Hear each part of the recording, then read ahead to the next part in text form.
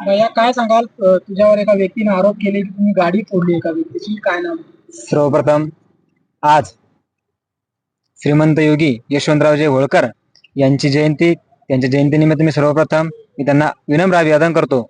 व जो काल झालेली घटना, ज्या दीपक बोराडेंनी माझ्यावरती जो आरोप केलेला आहे की मी त्यांची गाडी फोडली म्हणून, हे आरोप बिनबुडाचे आहे. तुम्ही सिद्ध करून दाखवा. माझी प्रशासनाला विनंती आहे, तुम्ही हे आरोप सिद्ध करून दाखवा, तेव्हा मला आरोपी ठरवा. पण ठीक आहे, आरोपी ठरवण्याचं कारण काय? तुम्ही समाजात दिशाभूल करताय 100%. जो 24 तारखेला धनगर समाजाचा एसटी आरक्षणाचा मोर्चा झाला व जे 17 तारखेला मराठवाडा मुक्ती संग्राम दिनानिमित्त जी उपोषणाची तयारी झालेली होती, त्या लढ्यामध्ये मी कायम सोबत होतो. पण तुम्ही जेव्हा धनगर समाजाचे पहिले तुम्ही एसटी आरक्षण हा मोर्चाचा जो संदर्भ होता, जे उद्देश होतं की धनगर समाजाला एसटी आरक्षण मिळाले पाहिजे, तुमची पहिली प्रामाणिक भूमिका होती. नंतर जेव्हा तुम्ही स्वतः मार्केटिंग मध्ये उतरले, जेव्हा तुम्हाला समाजाने वरती लो फोकस केला, त्यानंतर तुम्ही स्वतः डायरेक्ट तुमच्या नजरेतून म्हणा, तुमच्या शब्दातून म्हणा, लगेच लक्षात यायला लागलं की तुम्हाला कोणत्यातरी पक्षाचा वास येतोय. माझा आरोप 100% की तुम्ही धनगर समाजाची दिशाभूल केलेली आहे. कशामुळे केली? मी त्याचे माझ्यापाशी पुरावे आहे. मी त्यांना माझा सल्ला आहे की त्यांनी मला जे माझ्याकडे जे पुरावे आहे, मी ते 100% तुम्ही जर मला सांगितलं की तुम्ही मला सांगा, मी ते पुरावे द्यायला तयार आहे. त्यानंतर आमचे पुण्यश्लोक अहिल्यादेवी होळकर यांचे जे वंशज आहे भूषणसिंह राजे होळकर, यांना तुम्ही डावललं, यांना तुम्ही खाली बसवलं. होळकरशाहीचा अपमान म्हणजे आमच्या धनगर समाजाचा अपमान आहे. त्यानंतर धनगर समाजासाठी अहोरात्र काम करणारे गोपीचंद पडळकर आहे, तुम्ही त्यांना डावललं. का डावललं तुम्ही? तुम्हाला तुमचे लेकरं बाळ, तुम्हाला परिवार हे तुम्हाला स्टेजवरती लागतो, आणि तुम्हाला जे धनगर समाजासाठी काम करतायत तुम्हाला ते लागत नाही का? किंवा त्यांना तुम्हाला नेमके दाखायचं काय? तुम्हाला तुमचे स्वतः 100% तुम्ही समाजाचे निष्ठ राहा. समाजाचे निष्ठ मनोहरदादा जरांगे पाटील होते, तुम्ही त्यांच्या मागे समाज होता, पण तुम्ही निष्ठ तुमची दिसतच नाहीये ना. धनगर समाज परिपूर्ण तुमच्यापासून लांब गेलेला आहे, हे तुम्हाला माहिती आहे. म्हणून तुम्ही हे स्टंट केला आहे, आणि हे स्टंट तुम्ही तुमच्याच माणसाला सांगून केलेला आहे. याचं कारण सांगतो तुम्हाला.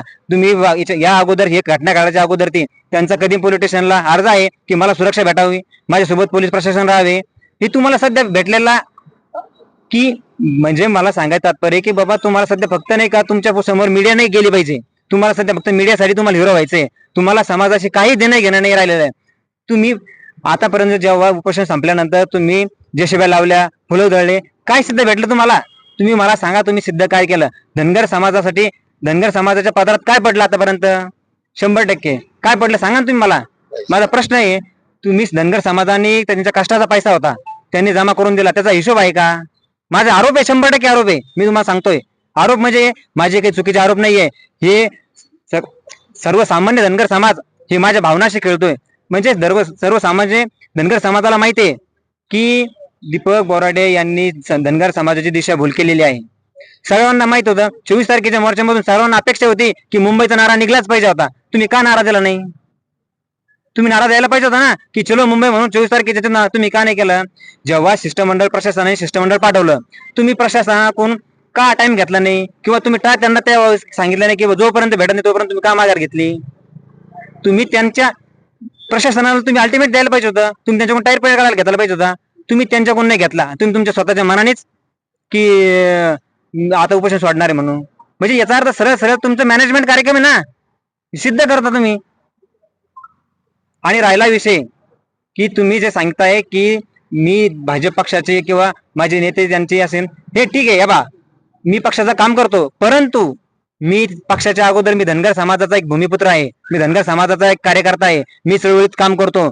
याच्या अगोदर हे बघा, त्यांचे जेव्हा ते उपोषणाला बसले होते त्याच्या अगोदर सगळ्यात पहिले नाही का कलेक्टर ऑफिसला निवेदन माझं होतं, मी शासनाला अल्टिमेट दिलेला होता, मी उपोषणाला बसणार होतो. तुम्ही त्या अगोदर बसले, ठीक आहे, मला समाजाविषयी प्रेम म्हणून तुम्ही बसले, मी तुमच्या सोबत राहिलो, कायम सोबत राहिलो. बाकी मी तुम्हाला सांगतो, जोपर्यंत 24 तारखेपर्यंत तुमची नीतिमत्ता चांगली होती तोपर्यंत आम्ही तुमच्या सोबत कायम होतो, दिवस रात्रही होतो. तुम्ही आजही बघा, माझे फोटो बघा, माझे सर्व प्रोफाईल बघा, सगळ्या गोष्टी करा. मी सांगतो तुम्हाला की यामध्ये कोणत्याही पक्षाचा काही संबंध नाहीये. माझ्यासोबत सकल धनगर समाज माझ्या सोबत आहे, व तसेच 18 पगड जाती सर्व समाजाचे सर्व घटक माझ्या सोबत आहे. मी तुम्हाला सांगतो.